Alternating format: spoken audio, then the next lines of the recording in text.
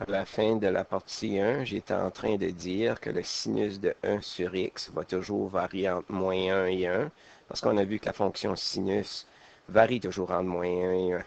Maintenant, nous, on veut évaluer la valeur de la limite lorsque x tend vers 0 de x au carré fois sinus de 1 sur x.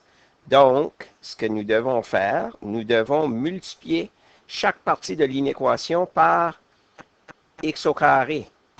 Alors, si je multiplie moins 1 par x au carré, j'obtiens moins x au carré. Si je multiplie sinus de 1 sur x par x au carré, j'obtiens x au carré fois sinus de 1 sur x.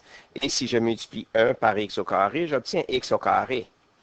Maintenant, moi, j'aimerais évaluer la limite lorsque x tend vers 0 de x au carré fois le sinus de 1 sur x. Donc, c'est ce que je vais faire. Je vais aller évaluer la limite sur chaque partie de l'inéquation et je vais obtenir limite lorsque x tend vers 0 de moins x au carré plus petit ou égal à limite lorsque x tend vers 0 de x au carré fois sinus de 1 sur x plus petit ou égal à limite lorsque x tend vers 0 de x au carré. Maintenant, si je l'évalue la limite lorsque x tend vers 0 de moins x au carré, j'obtiens 0. Limite lorsque x tend vers 0 de x au carré fois sinus de 1 sur x, je ne peux pas l'évaluer, j'ai essayé d'évaluer dès le départ, c'est une forme non déterminée. Alors, pour le moment, j'écris tout simplement limite lorsque x tend vers 0 de x au carré fois sinus de 1 sur x. Plus petit ou égal, à la limite, lorsque x tend vers 0 de x au carré, on peut l'évaluer, ça donne 0. Donc, si la limite, lorsque x tend vers 0 de x au carré fois sinus de 1 sur x est comprise entre 0 et 0, ben forcément, elle doit prendre une valeur nulle.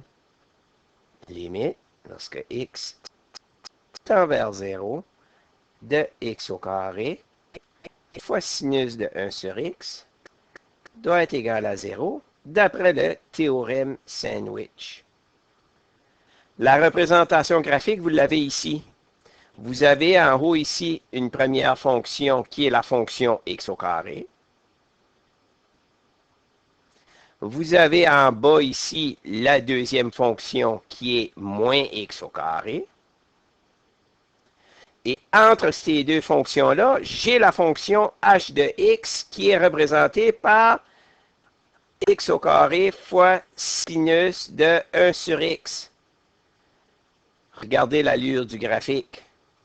Alors, lorsque la limite, lorsque x tend vers 0 de x au carré se rapproche de 0, limite lorsque x tend vers moins x au carré 0, ben, graphiquement, on peut voir que la fonction x au carré fois sinus de 1 sur x se rapproche infiniment près de 0 également. Elle est comprise entre les fonctions f de x et g de x, d'où le nom théorème de sandwich. Allons voir le prochain exemple. Dernier exemple.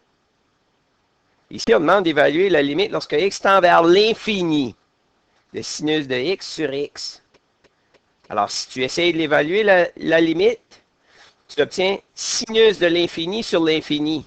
Sinus de l'infini, on ne peut pas le calculer. Alors, c'est une valeur non définie. Et c'est un problème comme le problème précédent. Nous avons une fonction trigonométrique sinus de x. Sinus de x va toujours varier entre moins 1 et 1.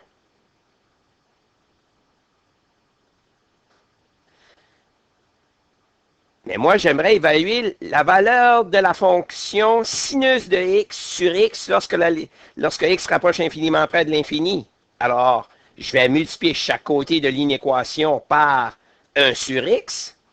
Alors, de l'extrême gauche, je vais obtenir moins 1 sur x. Au centre, je vais obtenir 1 sur x fois sinus de x. Et à l'extrême droite, 1 sur x. Mais ce n'est pas tout ce que je veux faire, moi. Je vais évaluer la limite lorsque x tend vers l'infini. Alors, je vais calculer la limite. Chaque côté de la fonction centrale. Alors, je vais avoir limite lorsque x tend vers l'infini de moins 1 sur x, plus petit ou égal à la limite lorsque x tend vers l'infini de 1 sur x fois sinus de x, plus petit ou égal à la limite lorsque x tend vers l'infini de 1 sur x. Si je l'évalue, la limite à gauche, moins 1 sur l'infini donne 0. Partie centrale, je ne peux pas l'évaluer. J'ai essayé au départ. Et à l'extrême gauche, à l'extrême droite, si j'évalue la limite lorsque x tend vers... Oh, c'est un x qui est ici, là. Limite lorsque x tend vers l'infini de 1 sur x, ça va me donner 1 sur l'infini qui me donne 0.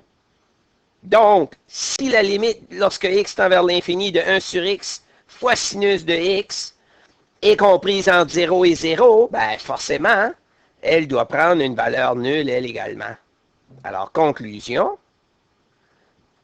limite lorsque x tend vers l'infini de 1 sur x fois sinus de x, là, remarquez bien, là, c'est la même chose que sinus de x sur x, là, le problème que j'avais au départ. C'est égal à 0. Voilà la représentation graphique. J'ai ici 1 sur x. J'ai ici moins 1 sur x. Et entre les deux, j'ai la fonction sinus de x sur x. Alors, si je tends vers l'infini par ici, 1 sur x et moins 1 sur x se rapprochent infiniment près de 0. Et la fonction sinus de x sur x est comprise entre les deux. Ben, pas le choix. Elle doit tendre vers 0 elle aussi, grâce au théorème sandwich.